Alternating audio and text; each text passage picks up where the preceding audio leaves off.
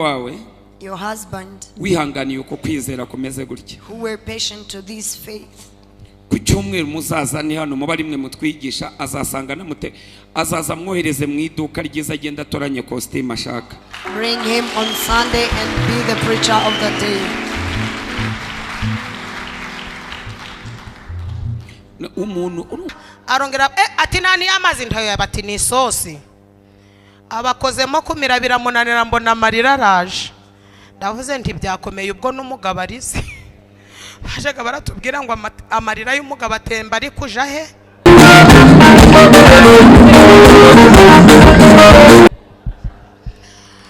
umubabaro uranyica ndavuga ni mana uwakugira twe icyumweru uzataye mu modoka bagupakiriye inkoko uwo muntu watekeye Imana watekeye umugabo amazi agenda amutekera ukuguru kw'inkoko. Amen. Yo arateka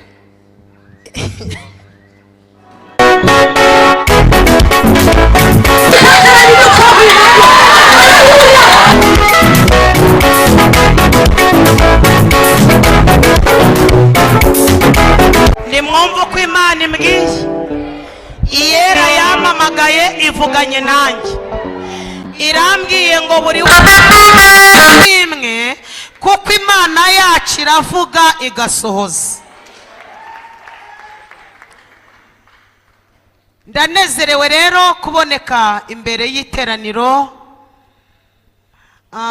Nari mfite ubutumire bwanyu birumvikana nafashe umwanya ndasenga hanyuma Imana yampaye ijambo turasanga mu butumwa bwiza bwa Yesu Kristo uko bwanditswe na Mariko.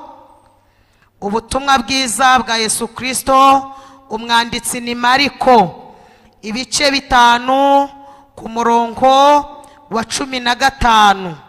Turasoma uyu murongo gusa hanyuma tuze kumva icyo Imana ishaka kuvuganira natwe muri iri jambo. Imana ibaha umugisha. Mfite intasho rero z'ahantu henshi hatandukanye ahantu nagiye nteranira ndetse by'umwihariko umutware azi ko naje hano yambwiye ngo mbasuhuze. Abambonyeho bwa mbere nitwa Vestine Nyirapasika, ndi umubyeyi ufite umugabo n'abana 4 hanyuma ku izina ry'icubahiro nitwa Mama Baraka.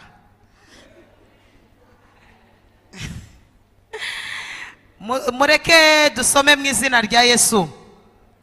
Turasoma mu butumwa bwiza bwa Yesu Kristo ko bwanditswe na Mariko ibice 5 murongo wa 15. Umva ko havuze, aravuze ngo bageze aho Yesu ari basanga uwari utewe n'ingabo z'abadayimoni yicaye yambaye afite ubwenge nk'abandi baratinya. Katwongere dusubiremo. Aravuze ngo bageze aho Yesu ari basanga uwari utewe n'ingabo z'abadayimoni yicaye yambaye afite ubwenge nk'abandi baratinya. Mwakire neza ijambo ry'Imana. Tugiye kuganira ku ijambo rifite intego igira iti ineza ya Yesu si ya none ahubwo irasanzwe. Sika abantu batanyumvise di. Iri jambo tugiye kuganira umva uko rivuze. Riravuze ngo ineza ya Yesu ntabwo ari iya none ahubwo irasanzwe. Kansubiremo kugira ngo munyumve neza. Iri jambo riragira riti ineza ya Yesu si iya none gusa ahubwo irasanzwe. Tugiye kuganira gato ku neza y'Imana. Muvuge ngo amen. Tugiye kuvuga gato ku neza y'Imana kandi kuvuga ku neza y'Imana ntabwo biraza kungora kuko natwe ubwacu turi ibihamya.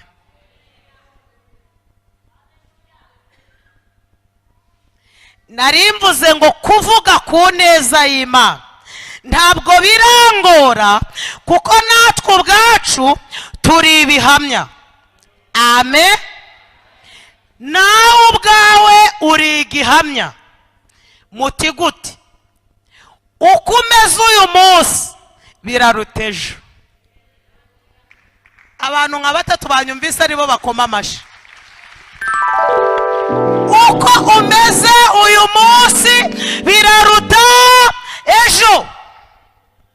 Ineza y'Imana. Clé en pesque for glace. Twese twicaye hano kandi hari amagambo bari baratwatuyeho. Uzi ko n'ababyeyi bo mu cyaro bari bazi gutukana. Urakagwa ku gasi, uragakubitwa n'inkuba, umeze nka nyogosenge cyatambitse ibirenge nka se wabo, ariko turashimira Yesu. Duhuye nawe amateka arahinduka. Nta cyiza kizamuturukaho. Ku musozi wabo niko byagenze, baramuvumye, ariko turashimira. Uwibutse ku neza y'Imana aba ari butera haleluya gusa.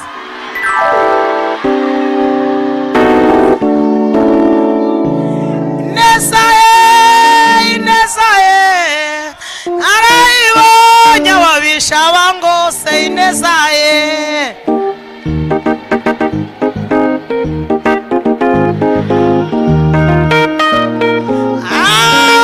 narayibonye mu bikomeye, arayibonye bugiye kwira, arayibonye ababisha bangose. Ineza ye namba amashimo amashi.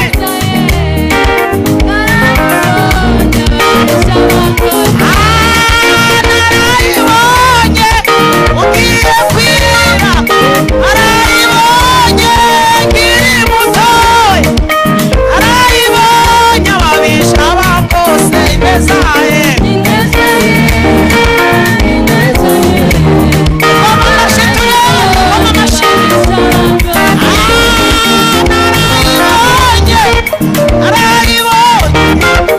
arayibonye ababisha bangose. Ineza ye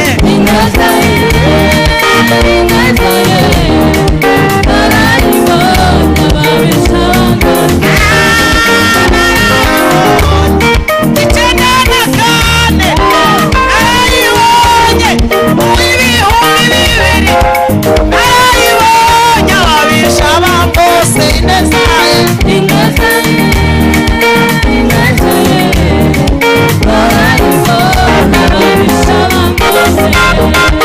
orekeraho.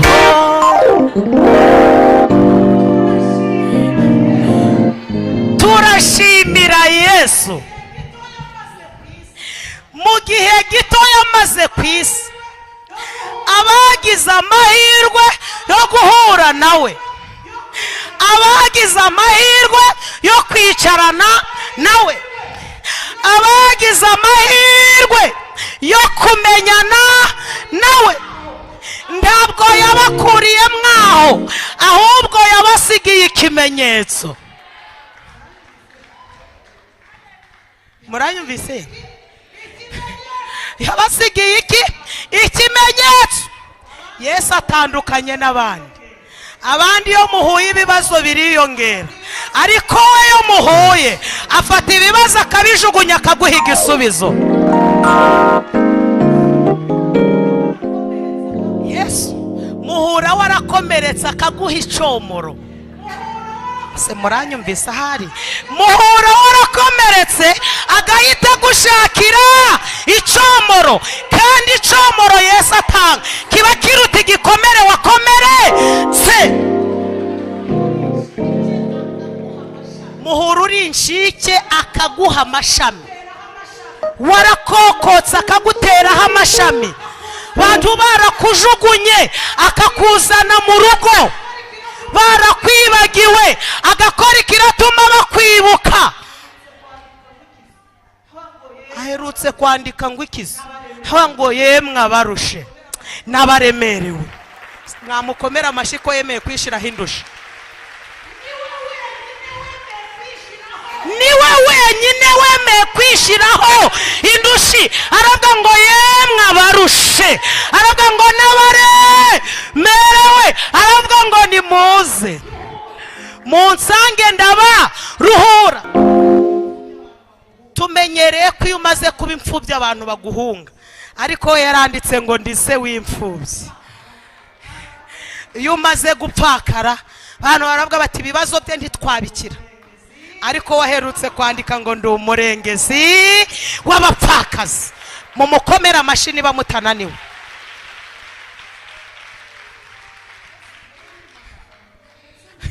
Mbese mu yandi magambo, Yesu ntiyagusanga utyo ngo agusiga utyo. Murakumvise? Ntabwo Yesu yagusanga utyo ngo agusiga utyo. No. Aha twasomye hari mu mirimo n'ibitangaza Yesu yakoze. Nuhera ku murongo wa mbere nibwo urabyumva neza. Yesu ngo yarari kwigendera anyura mu gihugu c'Abamagadalene. Muri ico gihugu ngo harimo umuntu ufite ibibazo byari byararenze kuba ibibazo bibishano.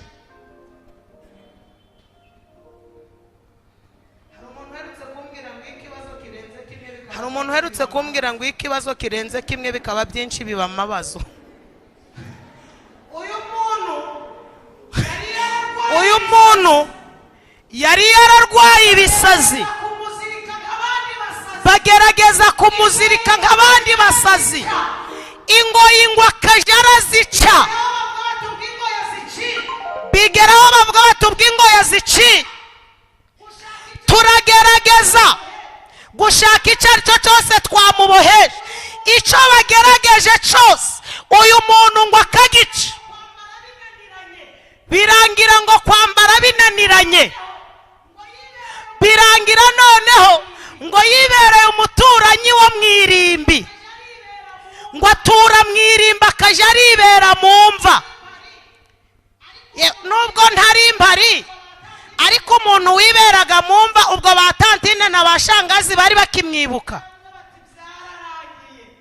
Baravuze bati byararangiye, ariko nkuzaniye ubuhanuzi buvuze ngo nta byararangiye Yesu agikora. Birangira ku bantu, ariko Yesu afite itangiriro akagira nihere. Aherutse kubwira Yeremiya ngo iki? Nakumenye ntarakurema, utari wowe n'urusoro.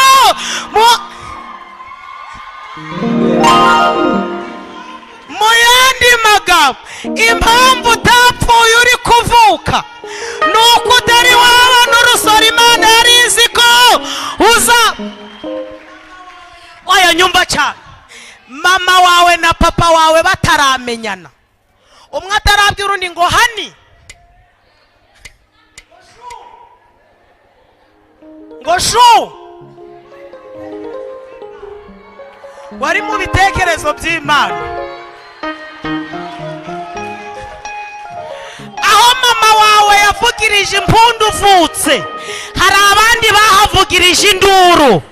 Aho mama wawe yavuze ati musa n'isume, batubyaye iki? Mbyaye umukobwa, mbyaye umuhungu, muramereza isume. Aho hari abandi babyeyi bavuze ngo ishano riratugwiriye, muza n'ikarito. Impamvu utapfuye uvuka nuko Imana yakumenye itara kure. Tera haleluya. Sabana natwe yarabisezeranije, ari kumwe natwe ntidukwiriye kwiheba. Yarabidusezeranije.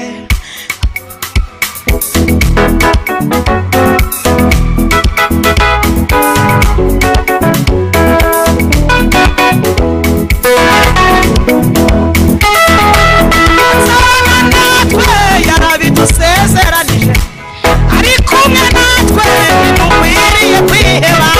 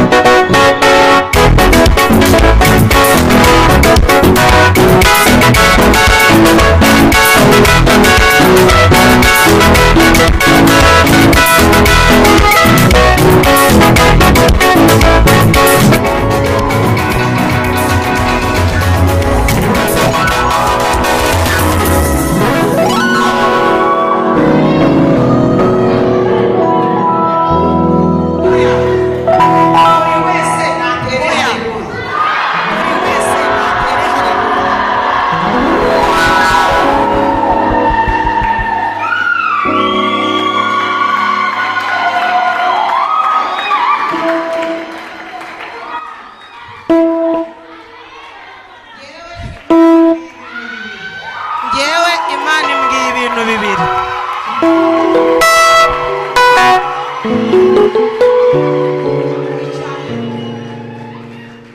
Icya mbere mbonye mushumba Firas uri konka, urakomeza uronka, abantu barategereza ngo barebe kurare kuri muko, mbona nawe ayigundiye.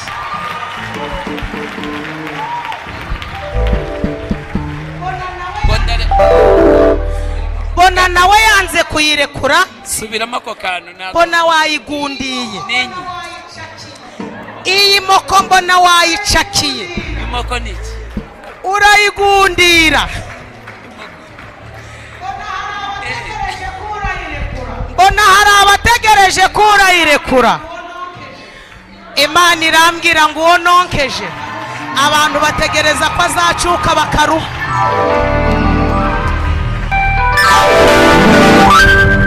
Chagusangira nawe irashaka. Imana irambwiye ngo iguhaye konka, tuzacuka, ahubwo irakonkeje, yonkeje n'abo wabyaye.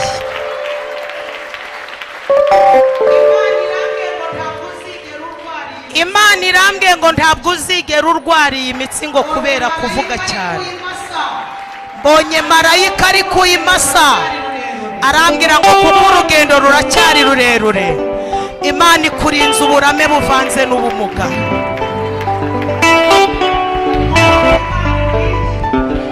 Nimwumva ko Imana imbwiye, iyera yamamagaye ivuganye nanjye, irambwiye ngo buri wese ahawe imbaraga zo gusuzugura ibimaze igihe bimusuzugura.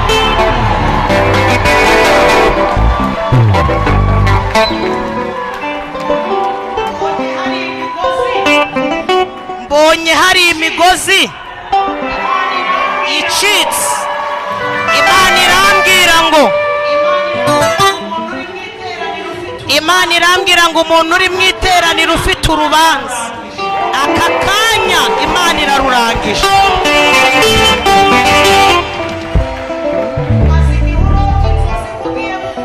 Umaze igihe urota inzozi ko ugiye gukora divorce, ariko Imana irambwiye ngo abamama baje uyu munsi irubatse, irabubakiye kandi irabakomeje.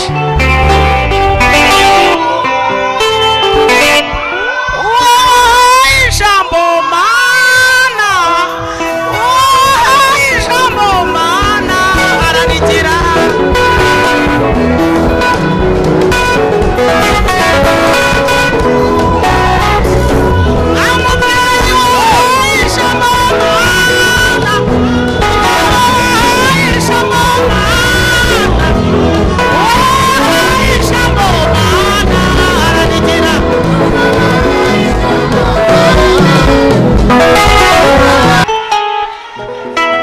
Izi mpfu Satani yari yaragabye, izi mpfu zari ziri guhorera mu matwi umuntu wese wasenze aya masengesho, azasoza uyu mwaka atangire none.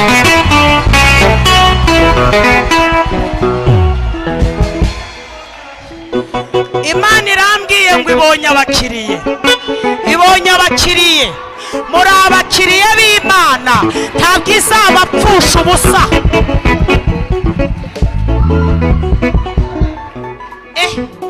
Uzi ko bwije we, hajya ubu turataha ryarira.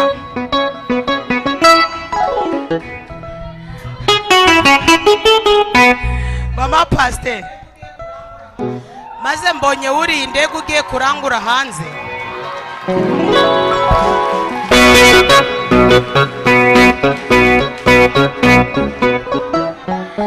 Abantu bagiye kuzaje baraguhamagara, nawe babwire simba ari nafashe isafari. Imari ntabwo yari yangeraho, mwitonde. Imana irambwiye ngo igutije amaboko kugira ngo ukore urenge kubo wibwiraga ko bakurenze.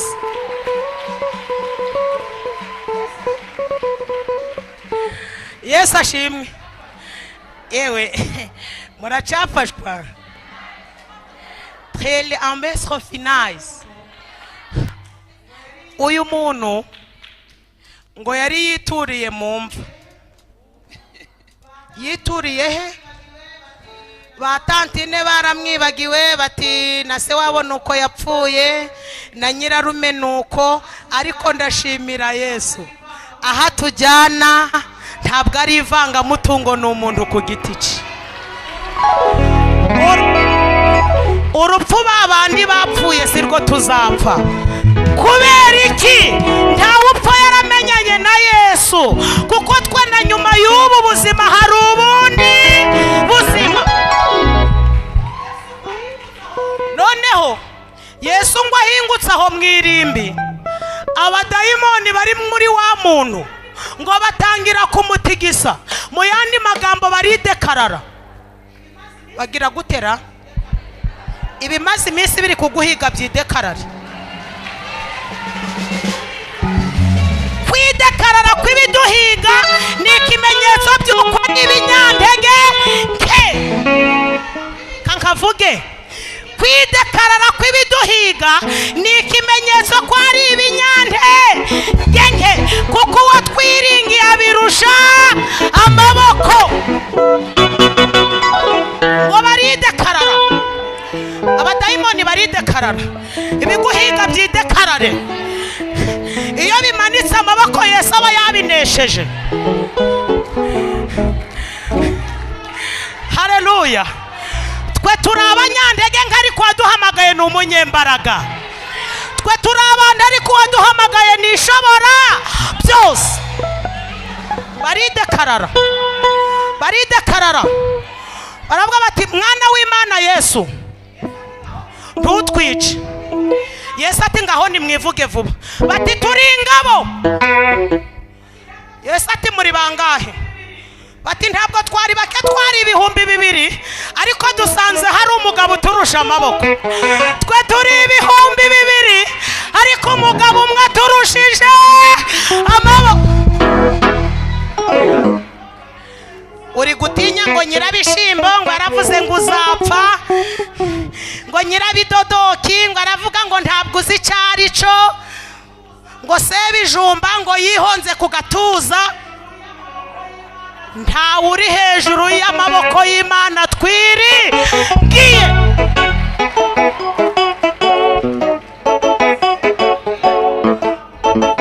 Ngo yarakubwiye ngo ntabwo umuzi, ntitukanamumenye. Uwo dushaka kumenya ni Yesu ushobora byose.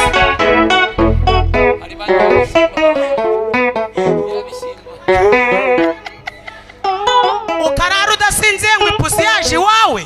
Ipusi 2,000 biherutse kudekarara, biridekarara biti ntutwice. Uwashoboye 2,000, iyo pusi yiwawe yitesheje agaciro. Icyo gikeri ngo igikeri ngo cyaguye mu muryango, ngo narose nabi, hagacira imbaraga z'uwo wiringiye. Ashoboye zikurinda Mana, rindi amaboko, turindira amaguru, turindira amatwi, urinda umusatsi, urinda abana. Anandacu utakoze zikurinda, anandacu utakoze zikurinda Mana we. Turindiye amaguru, turindira amaso, turindira abana. 9 na 4 yewe Mana, uzikurinda Mana we, uzikurinda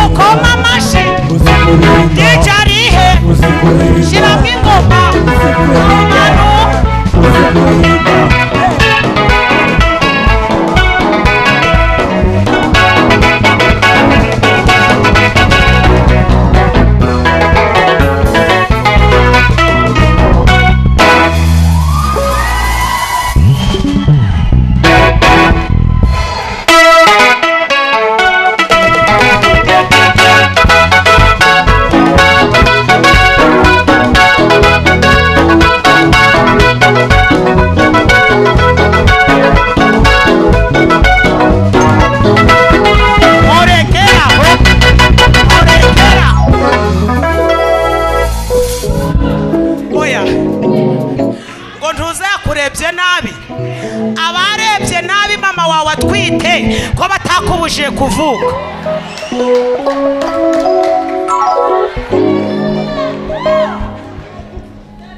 Abadayimoni bati tubabarire. Yesu ati mushaka ko mbagirira nte? Abadayimoni bati tubabare ntutwice, ahubwo twohereze mwizi ngurube. Yesu ati nubundi ngurube sinzazijana mu ijuru. Yesu ati ingurube sinazipfiriye. Abadayimoni bati none tujemo. Yesu ati ngo bahita baja mu ngurube.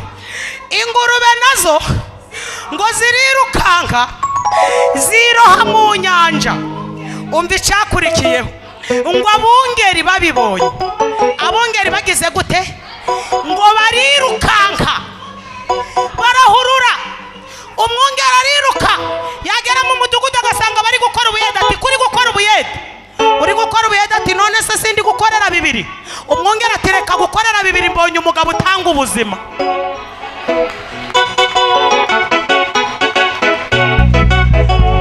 Umwungeri akongera akirukanka akaba ageze kuri banki agasanga abantu batonze umurongo. Ko mutonze umurongo muri hano? Bandi bati dushaka amafaranga hano kuri banki. Umwungeri ati nuko mutazi umugabo nziza hahera. Asubiza agaciro ibyo kutwambura agaciro bigihari. Abungeri bariruka bagasanga abantu bari gucuruza dodo. Ko mwebwe muri gucuruza dodo? Bari gucuruza dodo bati none dushaka 2,000. Abungeri bati nuko mutazi umugabo dusiza hahirya. Haleluya. Akura ibishoboka mu bitari kuza shoboka. Ageze mu irimba abadayimoni baradekarara. Abari gucuruza bati reka tuje kureba uwo mugabo uruta ibyo duhanze amaso. Abari gukora ubuyede bati wenda tuzakora ikindi gihe, reka tuje kureba uwo mugabo. Ngo barirukanka abantu baba benshi. Twasomye ngo iki? Ngo bageze aho Yesu ari. Bageze aho Yesu ngo basanga wa muntu aricaye, ngo kandi yambaye, ngo kandi afite ubwenge nk'abandi. Nyemerera uwumva aka kantu. Niba hari ikintu giteye ubwoba abanzi bacu, nuko bagiye gutungurwa no kutubona mu buzima batari biteze.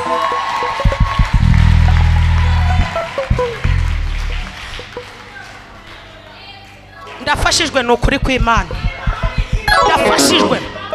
Niba hari ikintu gitunguye abanzi bacu, nuko tubona mu buzima batari biteze.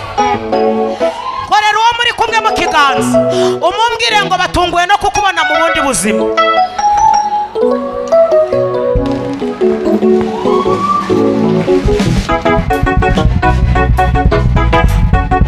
Mubwire ngo batunguwe no kukubona mu bundi. Ngo basanga yicaye afite ubwenge, ngo yambaye, ngo bose bagira bate?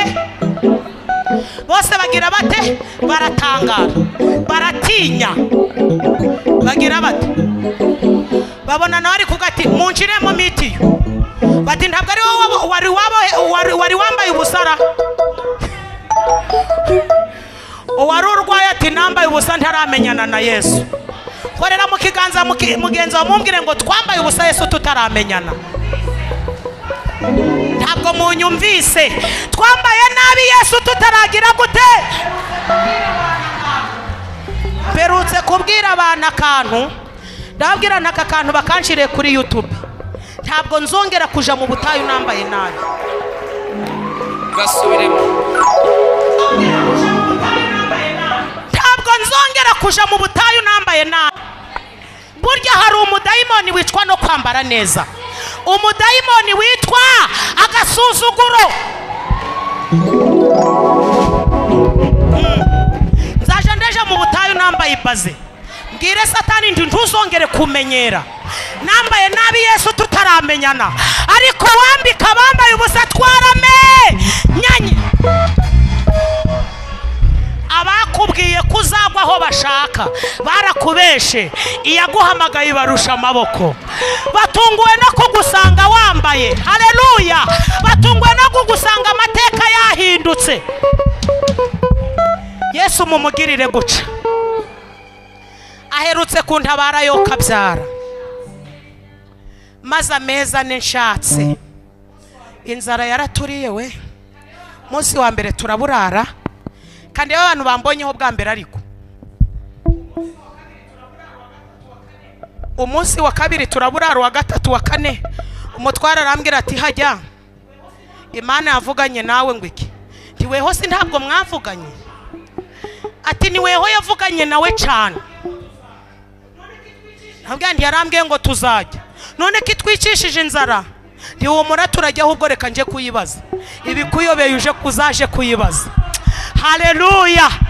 Abahanga bavuga ko amasengesho ariyo nzira yonyine igeraho Imana ituye. Mukomere Imana amashini bamutananiwe. Nja mu cyumba cy'iwanjye ngira Imana ni Imana, kwambwiye ngo nzarya, none bimeze bite? Imana iti umururage. Ngira ngo nako kanya, naho Imana ivuga ku itangiriro ikavuga no ku iherezo, hagati kahagira ibanga.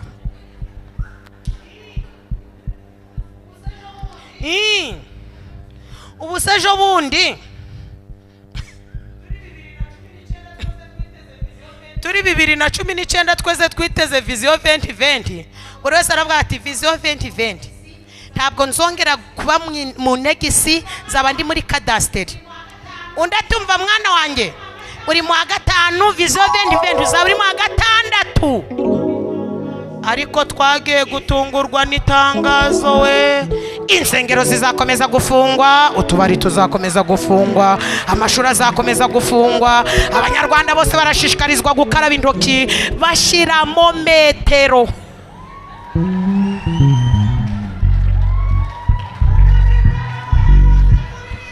Umudive nawe aherutse kuririmba ngo mu byo twari twiteze, twari twapanze mu igenamigambi, coronavirusi ntiwarurimo.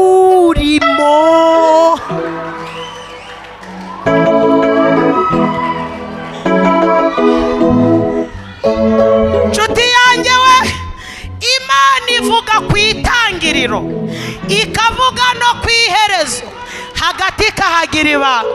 Ariko nubwo hagati itahavuga, na hagati irakora. Haleluya. Ivuga bike ariko igakora byinshi. Hari n'ibyo ikora itarabivuze. Abanyumvise mutere haleluya.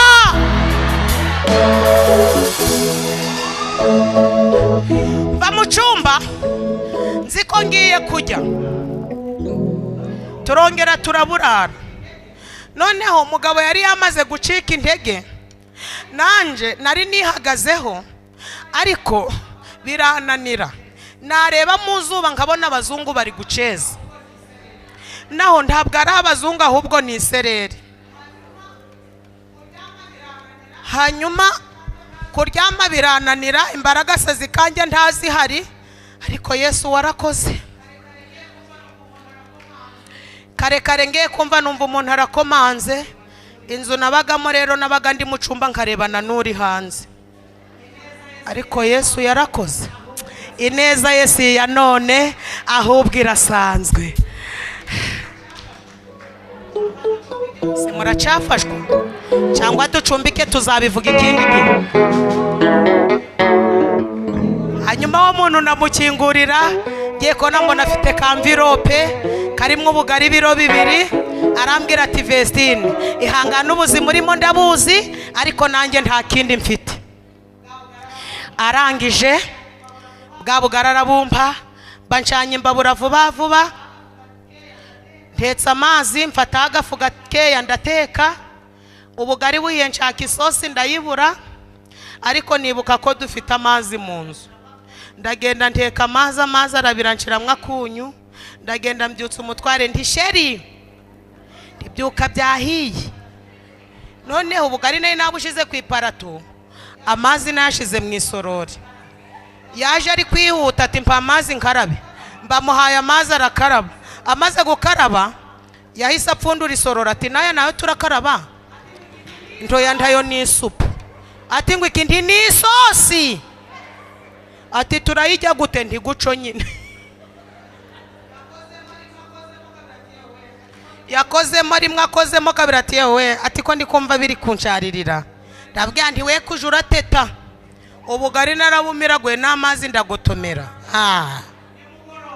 umugabo aje kuryama nimugoroba ndongera ndateka nshaka isosi ndayibura nteka y'amazi araza arongera ati nani y'amazi ntayo bati ni isosi abakozemo kumira biramunanira mbona amarira araje ndavuze nti byakomeye ubwo n'umugabo arize bajaga baratubwira ngo amarira y'umugabo atemba ari kuja he umubabaro uranyica ndavuga ni Imana uwakugira twe weho ubu bugari waburya n'amazi Imana iraceceka ndavuga nti sindongera kuvuga Imana reka mbwire Yesu niwe waducunguye nti Yesu wowe naswo n'umwuka wera ubu bugari nanjye ndabubazanira ku musozi mwumva ukuntu ukurisha ubugari n'amazi bimera hoshi amina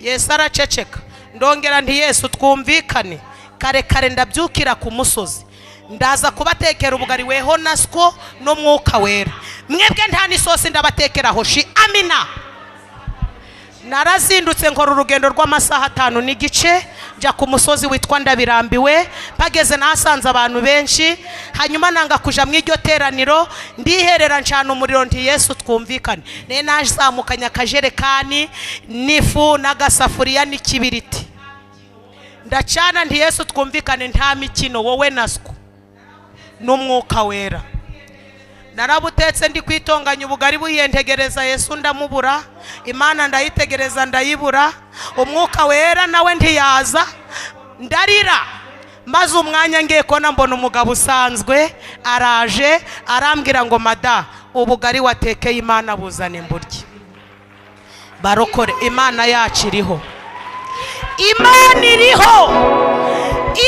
iriho burya tuvuga itwumva reka nkubwire ikizakubwira ko ibibazo byawe Imana ibizi nuko iteka ibivugaho siko mutanyumvise de nuko iteka ibivugaho none se wagize ngo ntiguhojeje amarira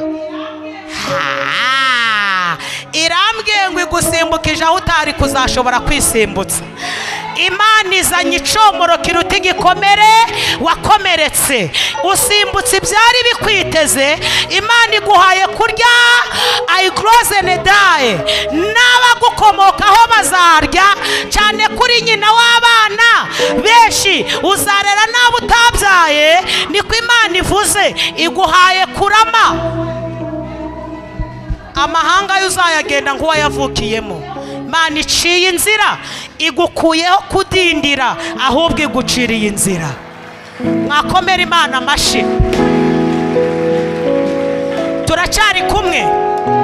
turacyari kumwe mbonye buri wese marayika ari kumwambika isaha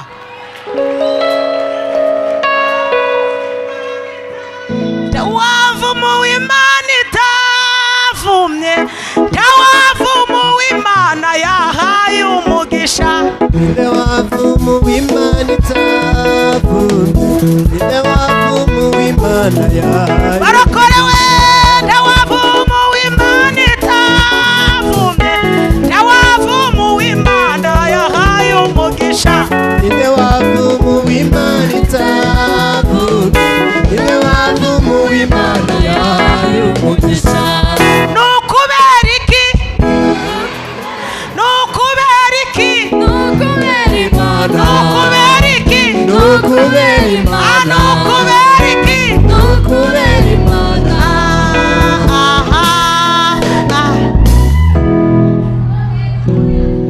umugabo arambwira ati ubugari watekeye Imana buzane mburye ndamubwira none si niweho Mana ati ndi umukozi wayo barokore ntabwo uzabona Imana ije guhagarara hano izanyurira mu mushumba inyurire mu bashitsi Imana igaragarira mu bo yaremye muvuge ngo amen iyo ubonye umushitsi aje iwawe burya ni Imana igusuye. Kwa Aburahamu byagenze gute? Bamaze kurya no kunywa, Aburahamu yari amaranye igihe amasezerano, nta tariki, nta munsi, nta kwezi, ariko bamaze kurya bati wi vraiment donc ça soit santi, merci beaucoup.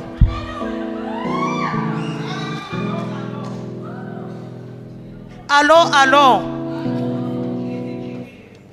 bati kindi kigihe kindi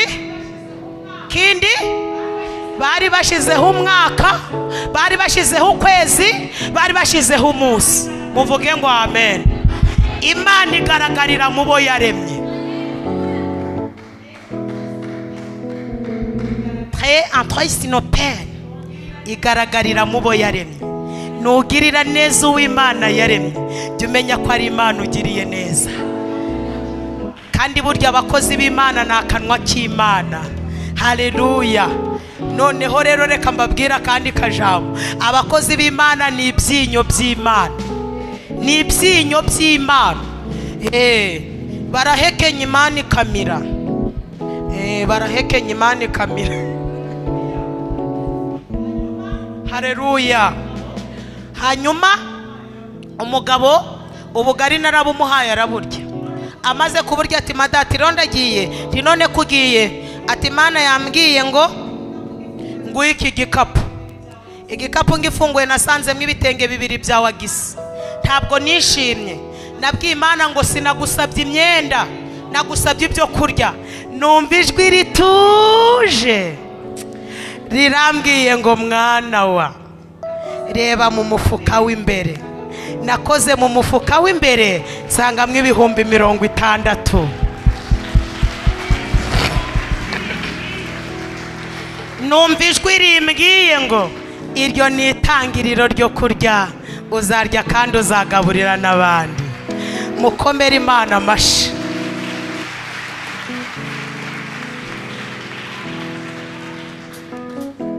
Abahuruye baje kureba uwo muntu ngo basanga yambaye afite ubwenge, bose baratinya. Haleluya, haleluya. Babona nawe atangiye kuvuga ati umwana wanjye ndamushyira mu ishuri. Bati byagenze bitati nuko namenyanye na Yesu. Ati nanjye mfite ikarita ngiye kuri banke kurotira. Bati byagenze gute? Nuko namenyanye na Yesu. Ubuzima urimo nta muntu n'umwe hayigrose ne dayi zi entrayisi wabugukuramo, ariko Yesu ashoboye kubugukuramo. Twahuye n'abatwemerera ibintu bakatubesha, ariko Yesu ntabwo abesha. Bantu bakwijeje byinshi ntibabikora, ariko akira ubuhanuzi buvuga ngo Yesu ubwo arabyikoreye, ntawe umubwiye, ubwo arabyikoreye. Mumukomera amashi. Akira ubuhanuzi muri uyu mugoroba buvuze ngo Yesu aguhinduriye amateka atitaye hagusanze. Ndafashijwe we! Yesu aguhinduriye amateka atitaye hagusanze. Mwakire neza ijambo ry'Imana, mwakire neza ijambo ry'Imana. Yesu akugiriye neza atitaye hagusanze. Yirengagije imivumo bakuvumye, yirengagije amagambo bakuvuze. Uwatumye wiga bigoranye, uwatumye wiga bikomeye, Yesu aravuze ngo humura, aguhaye ubuzima buruta imitego abantu baduteze. Muhaguruke mwese mutere haleluya.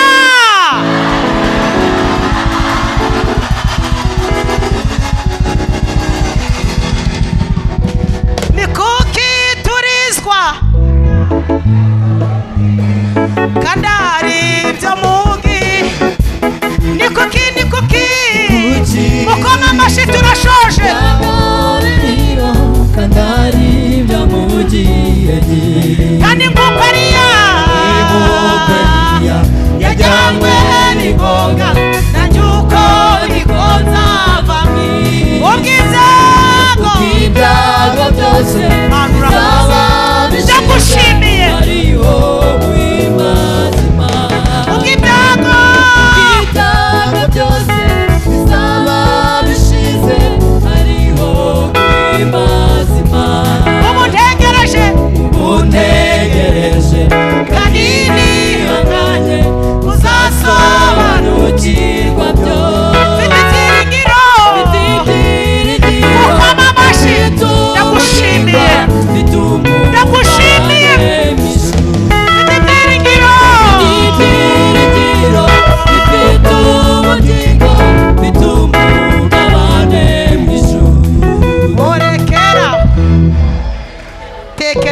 buzima bwawe ho gato, hombeka amaso utekereze ku buzima bwawe. Ibuka abantu baciye umurongo ngo ntabwo uzarenga aho bashaka, buracura harenga. Baravuga ngo ntabwo uzabyara, buracura byara. Ngo ntuzabaho nta kazi ugira, Imana iragutunguriho. Turatega ibiganza ngo usabirize. Ntabwo barakuvugiriza induru ngo wibye. Kuzaniye ubuhanuzi buvuga ngo Yesu agutabaye atitaye hagusanze. Mureke tubwire Yesu ngo uwagira yagira wowe.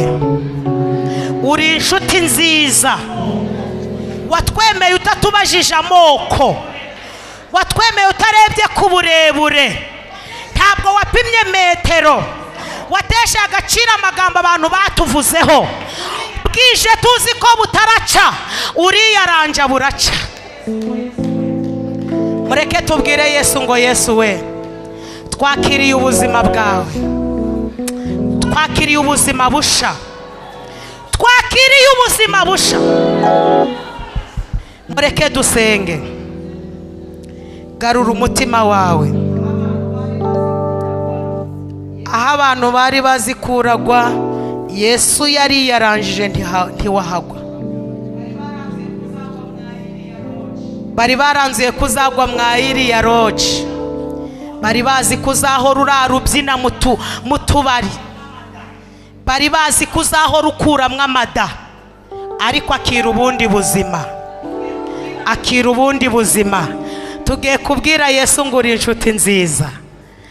Mwami wacu Yesu Kristo, wowe wemeye guca bugufi, ugasiga ubwiza, ugasiga icubahiro, ukaza mu isi. Twebwe abari bapfuye bahagaze, twebwe abari badafite ubuzima, waturemeye ubuzima. Abantu bari baraduhaye iminsi, uraza utugezeho uratubohora. Turagushimiye kutemeye ko tugwaho bari baravuze ngo tuzagwa. Abantu baratwibagiwe, weho uratwibuka. Abantu baciye iteka, weho uravuga ngo nimubeho. Baratuvumye uratuvumura, barara baraguka turogora, bategaho turanyuruka tunyuza ahandi, baratugambanira ukagamburuza, wica imigambi yishakura. Turagushimiye, waduhaye ubugingo utitaye aho tuvuka. Hari aho iminsi yari yaraduteretse, hari aho iminsi yari yaraduteretse, ariko dukomeye Yesu amashi, udukuye aho iminsi yaduteretse akaba duhaye ubuzima. Dushimiye Yesu, udesheje agaciro byari byaratudesheje agaciro. Ntukabura impunda aba bagore bahari, ntukabura amashaba abagabo bahari. Urubyiruko nibagukomera amashi.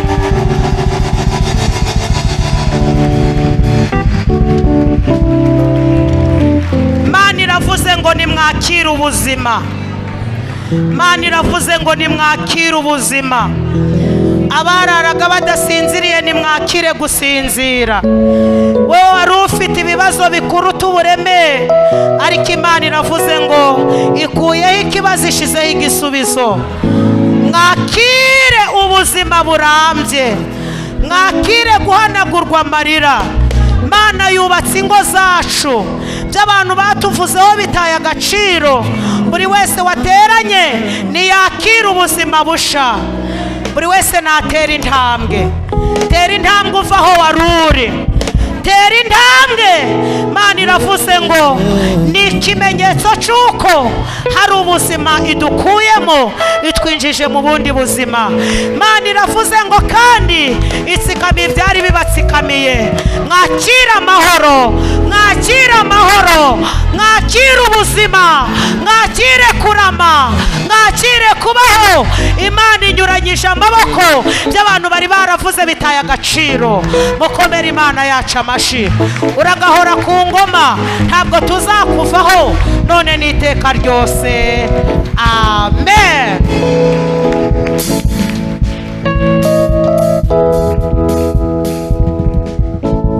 twongere dukomere Imana yacu amashyi mu izina rya Yesu.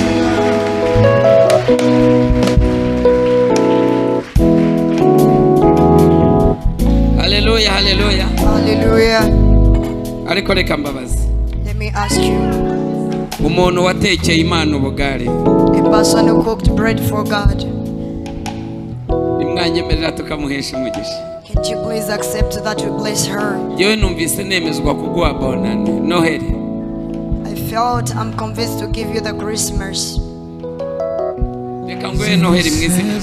Let me give you the Christmas in the name of Jesus. Oya, iki kintu kibaza, buriya mu nzu y'Imana naho gusekera. Sinzi niba mubizi, mbariza umuntu mwicaranye ngo hari ikintu wasize mu rugo. Ask the people next to you whether he left something at home. Uwo muntu nusanga nta kintu yasize mu rugo uhita umuremera. If you find he didn't leave something at home, please create for that person. Nawe ave hano atahabonye Imana. Akubwiye ngo iki? Akubwiye ko ari ntacyo. Buriya buhamya sinjya mburambira. I can't be tired of that testimony. Buriya jyewe uyu muntu avuze imbaraga zo kwizera, When a person speaks about the power of faith akavuga kwizera gufite imirimo, and he talk about faith with action, bikora ku mutima wanjye. it touches my heart. Abakunda Imana nimuvuge ngo The amen. lovers of God say amen. Hari ikintu kimwe nakubwira, There is one thing I can tell you. iyo ugendanye n'umuntu wizera, When you walk with a person who believes, hari igihe kwizera kwe kukwandura. there is a time you get contaminated by his faith. Salomo yaravuze ngo nugendana n'umunyabwenge Solomon said, if you walk with a wise person, uzaba umunyabwenge. you will be wise too. Iyo ugendana n'umuntu igihe cyose uvuga amagambo akubaka, If you walk with a person who always speak constructive words, birangira wubakitse. it finally ended you Ari constructive. ukwizera Bibiliya igaragaza mu Bakorino kw'Imana. There is faith that the Bible shows in the book of Corinthians of God. Uko jye ni nako ngira. This is what I have. Shimira Imana ko Imana yamaye kwizera nk'Imana. I thank God that He gave me this gift of believing like Him. Ariko ari n'abandi bagira kwizera But there are others who have faith baguheshwa n'ijambo ry'Imana. via the word of God. Akizera mu Baheburayo 11. He believes in the book of Hebrews chapter 11. Ngo kwizera ni ukumenya neza ibyiringiro, Faith, it is to know with no doubt udashidikanya ko bitazaba. that it won't fail to come to pass. Wagasoma akizera akabona birabaye. He read and believes and he see it happening. Urumva kugera ku rwego ngo aryo wafashe ifu. Oya, ibi bintu mujya mubyumva. Hear from these words. Arabivuga mu gaseka. She say it and you stay laughing. Ariko jyewe ntabwo kuri jye biba bisekeje. But for me, it's not something to laugh. Mbikuramo inyigisho ikomeye. I got in a listen. Wafashe isafuriya ni igikombe ni iki? Ariko oya, reka mwumve iki kintu. Listen to this. Umva iki kintu ariko. Listen to this. Wafashe? Oya, aka kantu ndagira ngo mukumve neza ngo yafashe iki? Isafuriya. Wari umaze igihe kingana iki udateka? Nari maze iminsi 4 udateka. Umva icyo kintu. Uyu mugabo wawe, Your husband, wihanganiye kwizera kumeze gutya. who were patient to this faith. Ku cyumweru musaza ni hano mubari mwe mutwigisha, azasaga n'umute, azaza mwohereze mu iduka ryiza agenda atoranya ikositimu ashaka.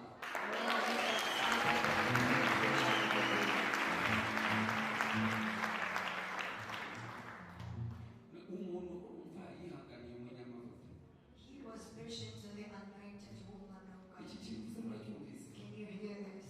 Yewe Imana impaye umutwaro wo guhagararana n'abakozi b'Imana. God gave me the burden of standing with His servants. Barwanye intambara yo kwizera. They fought a faithful battle. Bakaba bageze kuri uyu munsi. Who are on this moment. Kwizera kukaba kumaze kubyara imitangaza. And faith produce miracles. Banifuza ko aba bantu haleluya Hallelujah. baza bakadusangiza ko mubizi They might come and share with us their faith tugakomeza umuntu waruteye as it strengthens the person who was weak. uzamamagara ejo uriya protocol azakubwira nzamuha nomero iduka azajyamo bagenda rebe kositime nziza icyumweru uzakoza mwana wawe Amen. icyumweru reka azatuzanire ku cyumweru uwo mugabo wihanganiye uwo muhamagaro iminsi tugatera hanyuma umuntu atuzanira ubugari umugabo yari yamutetse yabigenje yari ifu arayifata ayizana muri amvirope arayituzanira hanyuma nteka ubugari buri sosi teka amazi umugabo umusukije ngo azarye araza kubera ko amazi nari nayatetse nshyira mu isorori ubugari buri ku iparato umugabo yihutiye gupfundura ya sorori hasi ko harimo isosi aba arabwira asanga ni amazi ati nayo turakaraba ahubwo ni isupu arihangana ararya ariko biramunanira na n'ubu ntabwo arya ubugari yo none ibigenza gute reka mbereke mugende mushakire inkoko nziza ku cyumweru haleluya munyemerere mba numva ari byiza icyo ni igikorwa cyagihanuza muvuge ngo amen ku cyumweru uzataye mu modoka bagupakira inkoko uwo muntu watekeye imana watekeye umugabo amazi agenda amutekera ukuguru amen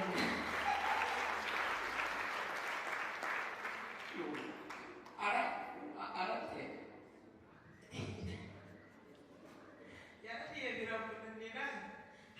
yarariye biramunanira hanyuma mbona amarira araje kubera ko nari menyereye ko nta mugabo urira bari baratubwiye ko amarira y'umugabo atemba ajya mu nda mbonye arize nibwo nahise mfata icyemezo ndahagurukana imana navuganye nawe uwakugira twe weho ubu bugari waburisha amazi imana iraceceka mpita mvuga ni yesu ni weho waducunguye ubu busigaye nanjye ndabubazanira ku musozi ko namaze kumenya ko urugo rwanjye mutakirurimo iyo muba mururimo ntabwo mba nishwe n'inzara ndaza ku musozi najyaga ndumva hari umusozi witwa Ndabirambiwe n'uyu munsi urahari uri hariya i Musanze ubwo bahagana wa musozi uri hariya i Musanze mu mujyi baracyawusengeraho wazanjyanyeho ko zakujyana mwakomeye imana amashyi hanyuma kuri uwo musozi rero nibwo nafashe icyemezo cyo gusenga ndi njyenyine kuko haba hari abantu benshi ariko njye narihereye cyane umuriro ndi kuvuga ni Yesu nta mikino wowe naswo namwe ubu bugari muze mu buryo nategereje imana ndayibura Yesu ntiyaza ariko mu mwanya mbona umugabo usanzwe araje arambwira ngo imana irambwiye ngo ubugari wayitekeye irambwiye ngo ninze mburye utararenga wari wajyanye n'amashyiga cyangwa wajyanye imbabura oya najanye isafuriya n'akajerekani n'ikibiriti amashiga nari yarangije nayashatse ku musozi n'inkwi nazishatse ku musozi ntabwo natetse ku mbabura inkwa zishatse urashyiraho amashyiga urateka ndateka birase ubugari bwarahiye burasha mbwira Yesu ndi mwebwe nta n'amazi ndabatekera muze mu burumange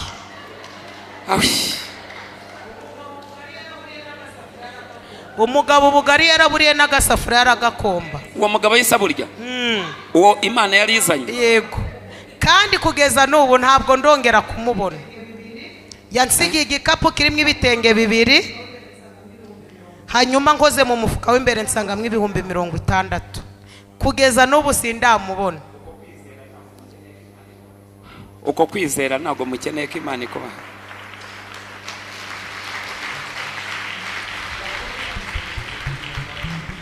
Yakobo yaravuze mu bice 2 umurongo wa 14.